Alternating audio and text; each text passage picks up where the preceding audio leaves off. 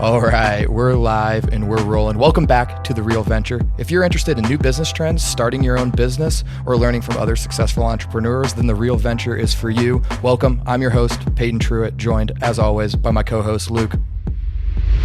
Today, we are joined by Tommy Hatton, co-founder of Learn to Win, which is a short-form educational platform for college sports teams, pro sports teams, businesses, the U.S. Department of Defense. And so without further ado, Tommy, thank you for joining. And why don't you tell us a little bit about yourself? Yeah, boys, thank you so much for having me on the pod tonight. My name is Tommy Hatton.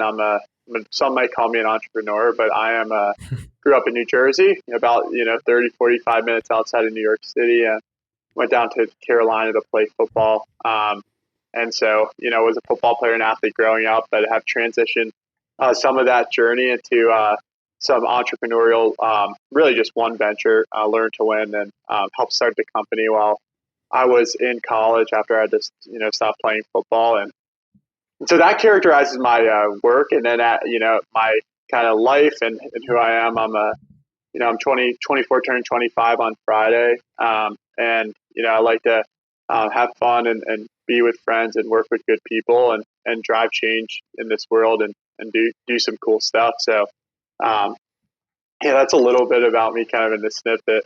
That's awesome. Yeah, well, let us be the first to give you an early happy birthday. Thanks, boys. Happy birthday, Tom. What's your astrology symbol? I think I'm a tortoise. Is that tortoise? Is that know, one? Man, I just know. Yeah, we have no idea. Yeah, I'm so not well versed. I'm not well versed, obviously, on the zodiac signals or whatever you want to call them. But I know I'm turning 25, so now I could rent a car a little bit easier. But each birthday, I'm like, God, man, I'm getting so old. I get time to slow down. But after 21, it kind of goes downhill. Well, no, yeah. I mean, you literally, 25 is the last good birthday because, like you said, you can rent a car. After that, it is like all downhill from here. Yeah, no, I couldn't agree more. I mean, it's there's no good perks, and you're just like, wow, I'm getting old. I'm getting old every year. I'm getting old. So, gotta appreciate life, though. Take it day by day and enjoy it. And it's been a fun journey to this point, and looking forward to 25. Should be hopefully a good year. Well, 25 will be a good year because you're at Learn to Win. So you mentioned it briefly. Why don't you tell us a little bit about, what you helped start and, what you guys are all about at Learn to Win? Yeah. So on kind of a 30,000 foot overview kind of look, on a high level, we're just a micro learning platform. So a mobile first learning platform, really flexible interface, and make it easy for authors or administrators to create really digestible and media-driven content that they can deliver to the learners. And the original idea started as a way to help football players better learn their playbooks. So kind of, if any of you guys are familiar with football, or just, obviously, Peyton, you played at Purdue, but when you get on campus, they give you, here's a 300-page piece of paper, go in and kind of stare at it and read it and figure it out. But some of this research has come out of Silicon Valley and all of these, high institutions around just what are the most optimal ways to learn. And we've seen a lot that it's actually not the way that academia perceives it to be. It's in, short, digestible chunks, focusing in at one topic at a time, spaced out. And that actually proves to yield higher results. So we began this journey in sports as a way to help athletes better learn their playbooks, but have transitioned this work to work inside of the U.S. military.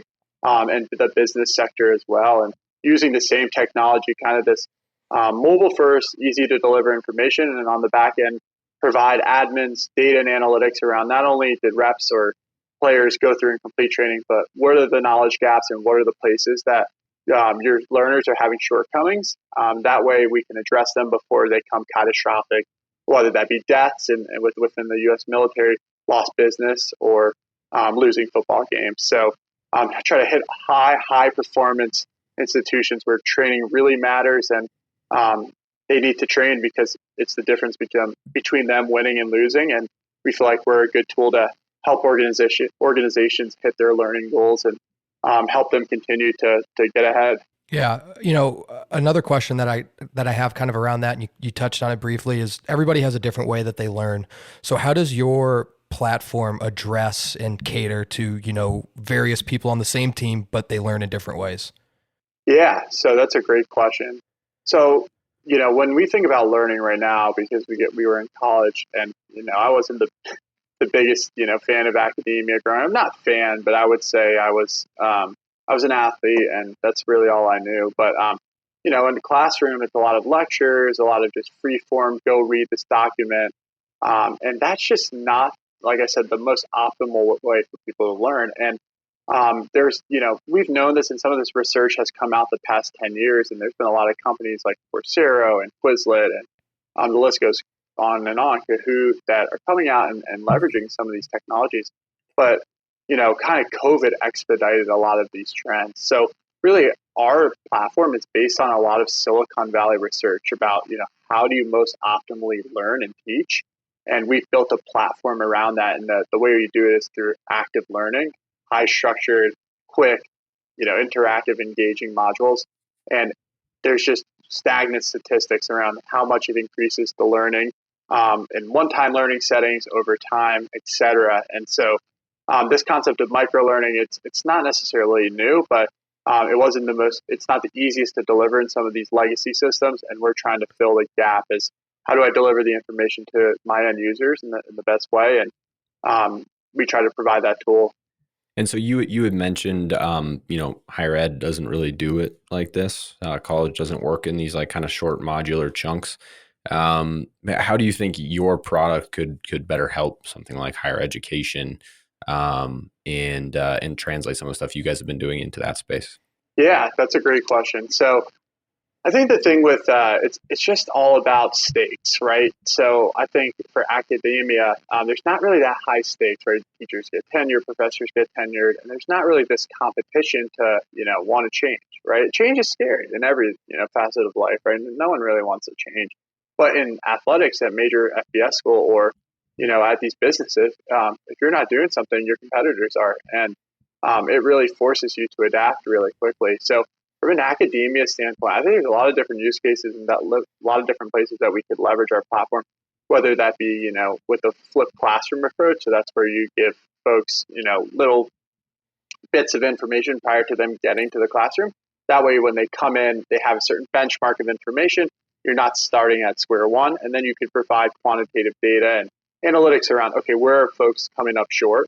That way you can focus in and make those teaching opportunities when you are lecturing really, worth the time and grabs people's attention. Also shorten that kind of in-person learning. And so we're not necessarily trying to replace in-person learning. We don't, to some degree, I think there is some need for it. And I think, but if you think about it from an academic standpoint, I think that you're going to lecture at somebody for an hour and 30 minutes and that they're going to retain all the information. I think you got to be kidding yourself. So if you could focus that in and make it shorter but more optimal, I think it's better for everyone.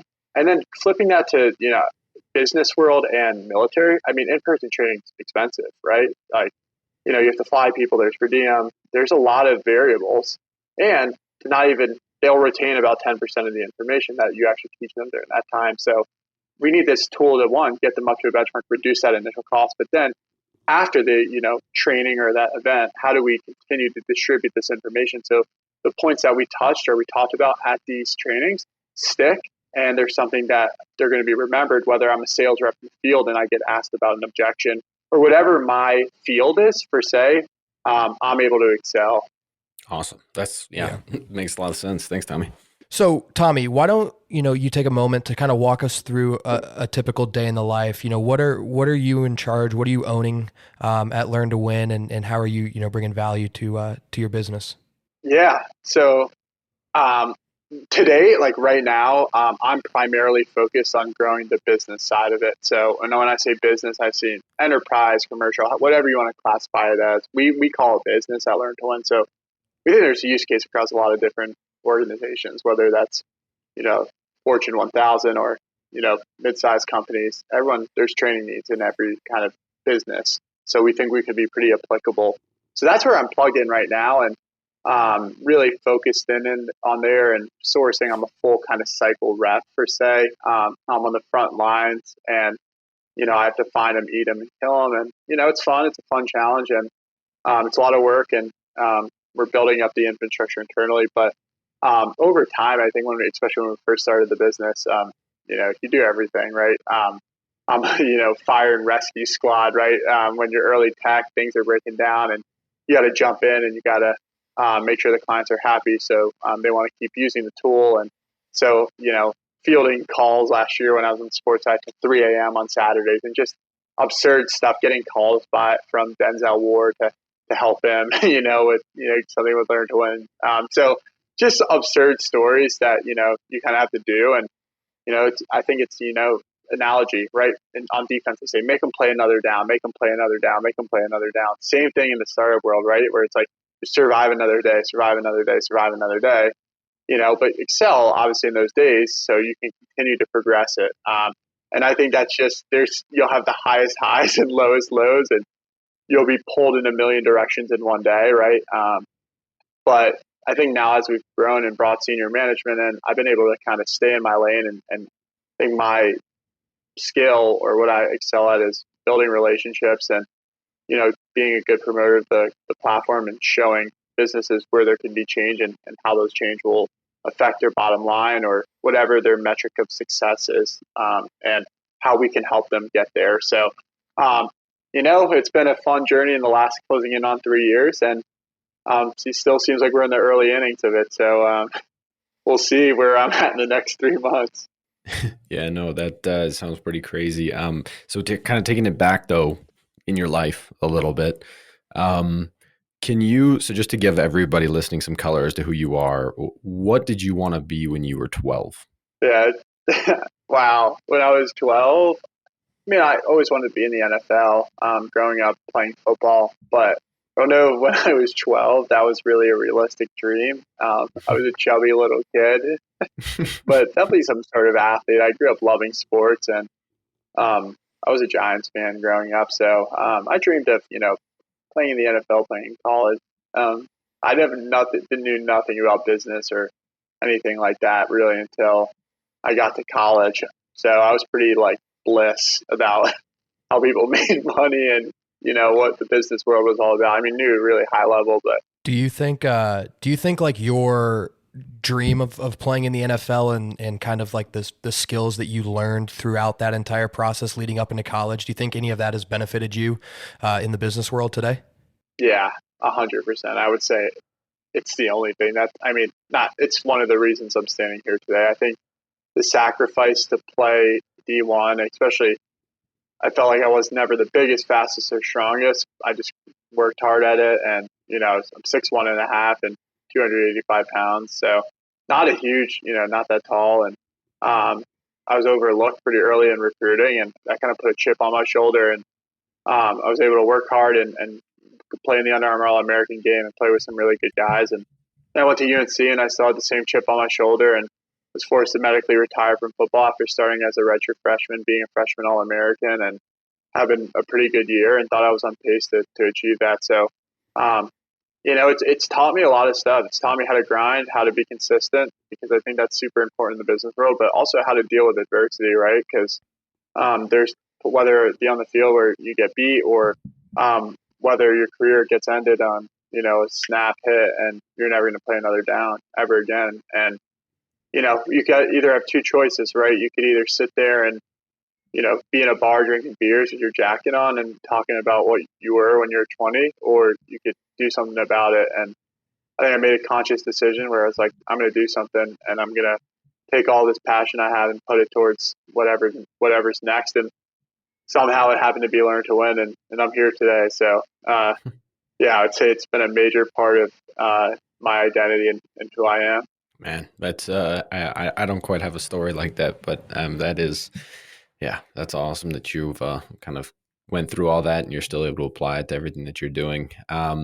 I think we can maybe pivot away from your background because you've got a lot of stuff there, but I want to ask you a very important question that, it may be a bit confusing, but I trust that you'll be able to think of something good here. So if you could have dinner with one person alive and then one person dead, together or separate, doesn't matter, who would those two folks be?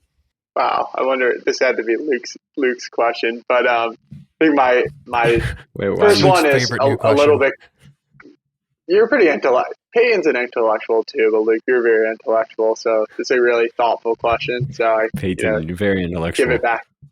But I think the dad. So my mentor, who grew up in my town in New Jersey, a guy named Jim Tracy, was the president of Monster, a recruiting firm. Took them onto the internet and took them public from 2 million in revenue to about 80 million. Took them public, and he grew up from in Hell's Kitchen, New York. Didn't really come from a lot, and just scrapped his way to the top. And ultimate competitor, and just a beast, and unfortunately passed away after a fight of cancer and about a year ago. And he always gave me advice early on from Learn to Win and helped me after football ended, and he had gone through a lot of adversity. So he's just been it would be great to catch up with him and show him where we're at. In terms of alive, I'd say Elon Musk, just because I think everyone's fascinated by that guy, but there's something about him where, I mean, you listen to him on the Rogan's podcast or something, and he's just on a different wavelength, and he's just so smart and so progressive, and also at the same time savage. Like he'll say what he wants, and he doesn't, hold back. And he's just would be really cool to grab a beer with and talk shop. Yeah, you guys can talk about Dogecoin all day. Cool. Yeah, Doge to the moon. Doge to the moon. So I guess thank you for humoring me on that. It was my question. Peyton, we weren't sure whether or not to include it, but I think it gives a little color, get a little bit extra information from you, how you think. But kind of moving back to your business, what do you think it is about the way that you operate, the way you think about problems, go about the day that makes you successful? Are there any habits, things like that that you found to be particularly useful? Yeah. I think just a couple of things. Well, obviously hard work. I think there's no substitute for that. So doing it day in and day out and putting in the hours and doing what you have to do to be successful. And then I think I'm lucky just from all my experiences to have a good Rolodex and be around some really great people that have helped me be successful to date. I don't see myself as been successful yet, but hopefully, one day, continue to do that. And really think at the end of the day, businesses, you got to find gaps, especially when you're selling enterprise. Obviously, as Peyton, right? You got to add value to these accounts and how you're going to do that. And then after that, it really comes down to feel and trust. And, do you have a connection with them? Like, do they want to go to the bat for you? Because there's probably a lot of people in the market that are doing, to some degree, similar stuff. Do they like you? Do they trust you? Do they think you'll help them? Will you be there for them? Will you make them look good? Because they're taking big investments and risk on you. And I think to have that care it's what turns people, makes people successful. So for me, I think those are the two that I would say, if you probably asked other people, that would, I think, what they would say. And, I've definitely a lot of still shortcomings too, right? But I think you really need to focus in on what you're good at and hone in on that, because, there's no, I've talked to one of our head engineers about this, Morgan Howell at Learn to Win. There's no sense in me learning to be an engineer. I just can't do it. Even if I learn to code, it's not that I don't have, I don't have fixed mindset by any means. I think I have growth mindset. I always want to learn. I always want to get better, but I would never be as good as Morgan, and I wouldn't have the potential to be as good as him. I just wouldn't be, and no matter how much work I put in. But I think where my competitive advantage lies is more in that BD and being able to build relationships. And I think if that's kind of your skill, you focus in there and you figure out how you can, move yourself up and make yourself more valuable and get yourself more experience. So, I would say those are the two traits that I think are, most define me currently, and hopefully continue to build some other ones. I'm definitely lacking on a few to date, but no, I think you said something that's really important, and to keep with the whole football trend, very Bill Belichick, do your job, right? There are going to be things that you're really good at that nobody else can do. And if you own that, then you're going to be able to, move the entire business forward. Like our offensive line connection, you're responsible for, your gap or your man on this inside zone. Like you mess it up, whole play's ruined, but you do it right, then, it's up to everybody else. So, I think that's a skill and a perspective that's really important to build. And it's pretty powerful that, you've learned it early on in your career. Yeah, Sure. I feel like it's, you constantly are looking to get better every day. And if you're not doing that, then I don't know. There's somebody out there that's gunning for what you're doing, and they're gunning for your job. Not directly your job, but figuratively. And that's how it was on the football field, where it's like, yeah, I don't want to show up today. Like, I don't want to do it. Well, guess what? There's 3 other people behind me that they've recruited to bring in on scholarship. And it's a dog eat dog, kind of atmosphere and world. And I don't know. I think that's the way you have to approach life to some degree. Obviously, not being confrontational and being humble and always doing that. But if you got to go out there and continue to get better, or else somebody else is going to get better. And next, it's just the circle of life. So next man up mentality. It's everywhere. Exactly. Yeah. So, we've talked a little bit about what, has made you successful in what you do on a daily basis.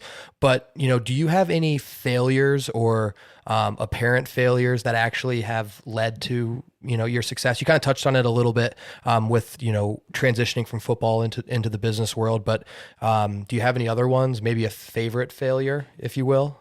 Something you look back on and you're like, man, I'm glad I messed that one up. Yeah, I think that's a really great question. I think there's one that really steps out, and this is crazy to take this far, but my sophomore year of high school, I went to this rivals camp, and I just was fat and out of shape, and it was I had like probably 5 offers at this point, so I thought I was like hot shit. I was a sophomore, this and that, and I went there and got my ass kicked. Like, I'm not even gonna lie, like I got dogged. Like, it was embarrassing. And there was good people there. But after that, I just really, I don't know, I just got to work and really put in the work, and I just changed my mindset. And it was like no fear and like, I'm going to work harder than you. And so, to this day, I think that was one of the best things that ever happened to me. And a year later, I went back, to the opening. I didn't go to Rivals camp, but went to the Nike opening and ended up winning MVP there and beating against some of the best, players in the country. Out there with like Minka Fitzpatrick, Kyler Murray, Deron Payne. Did you go to like the actual opening? Yeah. And I won. Yeah. Yeah. So that's badass. Okay. Yeah, I won MVP. This is crazy, but I won MVP at the camp for the opening. I actually broke my ankle on the last rep of the camp against Dalen Mack. I'm pretty sure he's in the league. He was on the Ravens, but went to A&M, and I was a final 5, top 5 O lineman versus top 5 D lineman. And I got him the first rep. He got me the second, and then tried to sit down in a bull rush, and my ankle just went in, and I broke my ankle about 6 weeks. Yeah, 6 weeks prior to my senior season, but got surgery and made it back for the first game, and which was a grind. And I was, already committed to the Under Armour All-American game, but I don't know. I just loved my coach and loved my teammates and wanted to play. And so, I got back, and I don't know. It was a hard season, but it's what it takes to be successful. Jeez. Yeah, no doubt. I'm jealous, man. That's awesome. You got to go to the opening. That's cool. It was a good experience for sure. They definitely took good care of us. Yeah, that sounds pretty awesome. I don't know about you, Peyton, but I never got to do anything like that. Playing against Kyler Murray and Minka Fitzpatrick and all those guys all in the league now. Yeah, so okay. So thank you for humoring those questions as well. A question a little bit zoomed out from all of these, more about your business, long-term stuff. Where do you think the education, and maybe more specifically the vertical of education that Learn to Win is focused on, where do you think it's headed in the future? Well, I think from a business and kind of defense sector, I think just everywhere AR/VR will end up being a very big player. The technology is starting to get up to speed, and it's going to end up taking precedence. How fast, I don't know. And things like teaching doctors and surgeons and stuff like that. I think that those will be some of the first industries and stuff like that. But I think for a lot of, zooming out from a lot of these industries right now, they are so far behind. Like they're using the most stagnant and basic LMS systems to deliver information that are just not there, and they're just not with the times. And bigger orgs, like they have a lot more to work through to get them to change. So it's no surprise they've moved a little slow. But to think that they're just going to jump to AR and VR right now, I just don't think so. I think that it's too dramatic, and there's a kind of a lag. And I think Learn to Win could fit in as that space for right now, and using kind of micro learning and stuff like that. And then we're going to evolve as the industry goes, and always kind of invest where we see opportunities. Whether that's playing alongside or whatever that looks like going into the future. But right now we're just trying to, do repeatable business and be able to prove that we have value and that people are finding value out of our product, and taking that into a Series A and show, one, that we have the team in place to succeed, and two, that there's product market fit to take this thing to the moon and really accelerate, with a little bit more funding. Yeah, you and Dogecoin both. Okay, Dogecoin. well, let's say you had to step back from Learn to Win. Maybe you exit. Maybe you've just done it for long enough that you want to try something new. Maybe you guys captured the complete market. Like there is nobody else in the world you can sell to. Okay, sure. That'd be pretty good. That'd if be you unreal. Somehow did that, whatever the scenario is, you have to start a business that is not in ed tech. You have to do something besides ed tech. Is there something either that excites you? Like you've got all the credibility, all the money in the world, whatever. What is the thing that you would want to spend your time, money, brain power doing? Yeah. So I think real estate investing. I know Peyton's smiling over there, but I don't know. I'm fascinated by real estate, and I think I like the cash flow, and and it depends. Obviously, real estate is a very broad term, but if I was just going to do it if I was doing it actually with LPs and raising funding and doing all that stuff, then yeah, you go after the commercial segmentation. In an ideal world, I'd love to go in with a couple friends and use it as passive income and as another place to invest my money. And then I always have thought about potentially getting back in as try to be a GM or work to that path. Because I love, sourcing talent and seeing up and coming players, and I think I have an eye for that. It's something that I've done since I've been young, and I don't know. I think that would be something really cool. But for the foreseeable future, that's probably good down the road. I just see myself staying in the tech world, innovative technologies, and kind of see where I go. I think I can go to pretty much any industry within tech, and I think you learn quickly, right? Like it's you learn quickly, you learn about the market, and you learn about the vernacular, and you try to add value. So I don't know. I haven't really thought too far ahead. I barely think past tomorrow, but I would say that would be a pretty cool future. I could make one or both of those in some way happen, or get to some sort of football as a team, as a consultant, and someone that they value their opinion, while still being able to invest in a multitude of different opportunities, whether real estate and seats and maybe early stage companies. I was able to do good, and yeah, I think that would be fun. A fun day job. For sure. So when someday when you finally are the Giants GM and you get asked to come back to UNC and give the commencement speech, what are 3 pieces of advice that you would give to all the kids sitting out there? Do you guys do it in the football stadium out on the grass? Oh yeah. Okay, so you're standing up there. It's a cool stadium. I've been there now. So yep. Shout out to it. So you're standing up there giving the speech. What are 3 pieces of advice that, you want to give to everybody who, was once sitting where you were? Yeah, I would say, first, work hard. Nothing's going to be handed to you. You got to work for everything you get. And I think that's just got to be a mindset that it's going to be a grind no matter what you do, and got to keep your head down. There's going to be things that aren't fair, and life's just not fair to some degree. And, you got to figure it out. I'd say 2 is be a quick learner. You got to learn fast and drive value. No one wants to sit there explaining things over and over again. And for you to really move up the food chain, you need to take responsibility and be able to figure out where opportunities are and whatever your niche is, and be a leader and get it done. And then 3rd, I would say seek out mentorship. Always look for people to connect with who've done what you're trying to do, and, try to connect with them and pick their brain, and whether that be a phone call or grabbing, a coffee with them or whatever it is. I think that's so important. And it's just, life is all about experiences to some degree. And the more at bats you get, or the more times you see things, the better you're going to react.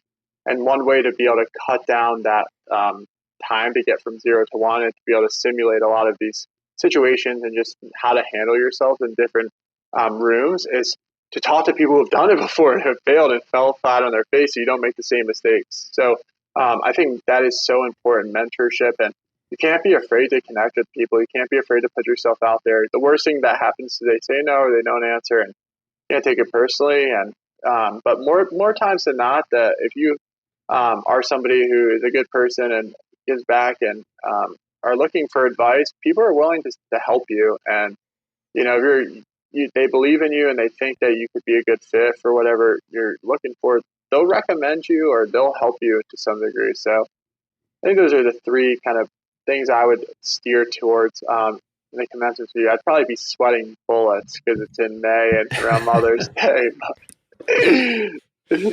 It won't be worse than camp, though. Yeah, camp's brutal. Luke, I can't believe I'm going to do this, but do you want to ask the last question? Oh, your question? My question. I want you to ask it. All right, I'll ask it. Tommy, our last question for today for you. We really appreciate you coming on, by the way, with all this stuff. And so we just got to ask you this one last question. And I think you'll do a good job answering it. So I'm excited to hear what you got to say. But Tommy, why are you an entrepreneur? Yeah, I think, like I said, I didn't know anything about business when I came into college, right? Like, I was a meathead football player. But looking back on my journey of just kind of being the underdog and working and put my head down, I think it fits in line with a lot of entrepreneurs and their journeys of the unknown and not really knowing what's going to happen, and just having to have faith. And that seemed to categorize my football career.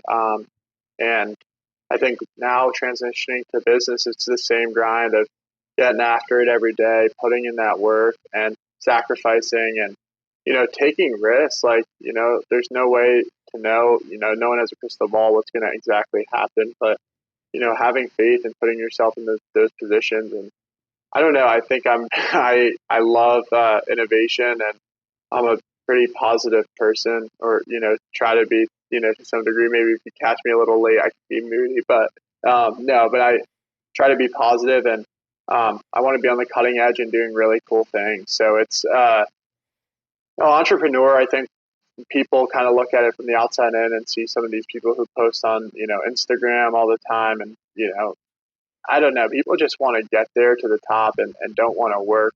And it just doesn't work like that unless you invent the fidget spinner. But if you do that, then good for you. You'll be really rich. But I don't necessarily think that makes you good. I think that makes you pretty lucky, which you need a little luck in life. That's just part of it.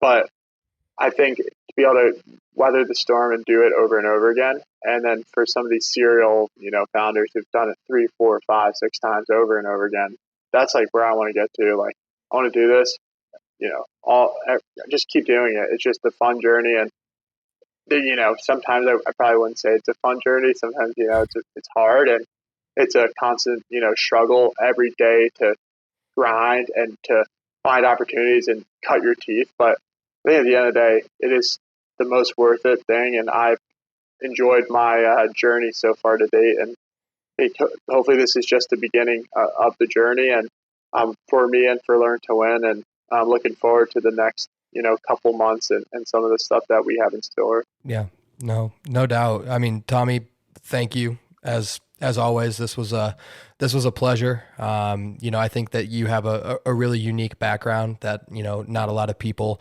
necessarily have, but something that everybody can relate to. So, it's always a great time to hear, your story and how you got to where you are.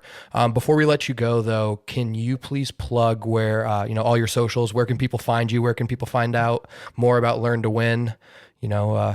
Start dropping those tags. Yeah, if you guys want to, follow along, go on Learn to Win on LinkedIn and give us a follow, and we really appreciate that love. And same on LinkedIn and Twitter, Instagram and Twitter. So you can hit all of those, and appreciate all the love. And obviously, as always, if you guys want to chat and hear this pod, always reach out to me. And you can see me through LinkedIn, and I'm always down to talk to young, hungry entrepreneurs who are looking for to just chat or to pick somebody's brain or to bounce some ideas off of them.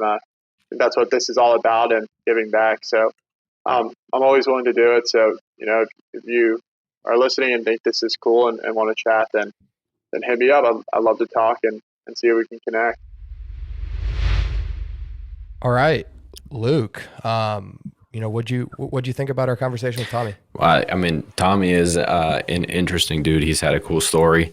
There's lots of takeaways, right? Like, we had the same person we'd like to eat dinner with, and I would guess if you asked every person, it would probably be like 50% of them would say Elon Musk, but still fun that he said Elon Musk. I like that.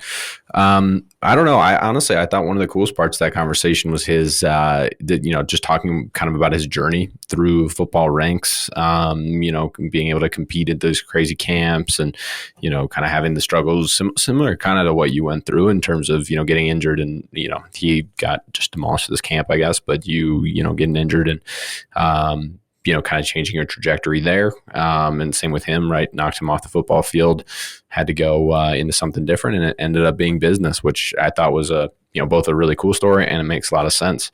I also thought just the business in general was really cool. I mean, the idea of these bite-sized learning, we talked to Balloon a few episodes ago. He's doing some educational stuff as well. You see it kind of as very important layer to everybody's lives is, this education and it's very much a necessity, almost as much as, kind of other things like food, water, housing, right? This is like kind of a layer above that. Everybody needs to learn to do what they can to provide value, to advance themselves, and providing that accessibility is something that's, awesome that they're working on. So what about you? What was, interesting, fun, exciting? Yeah, I mean, obviously, like I resonated, like you said, with all the football stories, injuries, things not going your way, and how that can kind of translate into some life decisions and put you where you are today. So I always love hearing that I'm not alone in that regard. But when it comes to the actual company itself, I mean, I'm really interested to see what this company is going to do going forward, because there are so many different ways people learn, and you hear people complain about it like all the time through college. They're like, "Oh, I just don't learn that way. That's why I don't go to lectures." And I'm like, that's totally true. But what's cool is there's things like Learn to Win that are coming out there that can cater to whatever style or preference you have when it comes to consuming your learning. Because like Luke said, it's something that we all need. Like, it's that next necessity up on the pyramid. And so I'm really excited to see different ways that they do it, because I'm definitely a person that learns by doing. So being able to interact with a playbook for football, for example, would have been a lot better than me just staring at a projector screen, or maybe giving me some material ahead of lecture, and being able to kind of mess around with it and figure some things out on my own before I actually get in there. And then maybe for once I'd actually ask a useful question. I don't know. I mean, I was kind of a kid who always just didn't want to ask a question because I didn't want to sound stupid. Yeah, I mean, one of the things that I'm pretty passionate about, I've worked a bit on, is like the experiential learning. So learning by doing. I was in school as a computer science student, so a lot of the stuff that we learned in school was this very vague, broad theoretical stuff, and you saw a lot of my classmates who had not learned anything about actually practically building something, and then you put them in front of one of those problems and they're like, I don't know what to do. And, their best bet is to go to YouTube or something like that to learn. And now there's courses like through Coursera, Udemy, places like that offer kind of like these bite-sized on-demand learning. And I think that what these guys are doing is a different angle at that same problem, which is like, how do you get people to actually know how to do things in the world? And if you can kind of start delivering some of that content to people in a way that they can digest well, I think you've got a lot of really good things that can happen, both on the accessibility front for people who don't have the money to go to school, who don't have the parents who know all this stuff already, as well as, kind of the diversity of learning about all kinds of things that don't already, fit into a classroom, and you can kind of make new paths for people to learn to be the person that they want to be. So yes, I agree. It's going to be very exciting to see where they end up. All right, guys, if you want to continue this discussion, follow us on our social media. Our Instagram, LinkedIn, and Facebooks will all be in the description of this episode. Hop on there, shoot us a DM, hit us up with whatever concerns, questions, comments that you guys have. We'd love to continue to build that community on there. Next, subscribe to wherever you listen, iTunes, Spotify, Google, Amazon, Overcast, you name it, we got it. We also have a YouTube channel now, so hop over there and subscribe to us. All the clips that we post on social media will be there as well, plus, a couple little extra ones for the real fans out there, so we appreciate you guys. Next, please leave a rate and a 5-star review. It helps us out tremendously because of you guys' support. We already cracked the top 150 for business and entrepreneur podcasts, and I think that we can crack the top 100 here real soon with your guys' continued support. Lastly, reach out to us if you're a young entrepreneur and you'd like to share your story on the podcast. We'd be more than happy to ask you some questions because we know that it's going to be a great learning experience for us. So with that being said, keep it real, everybody.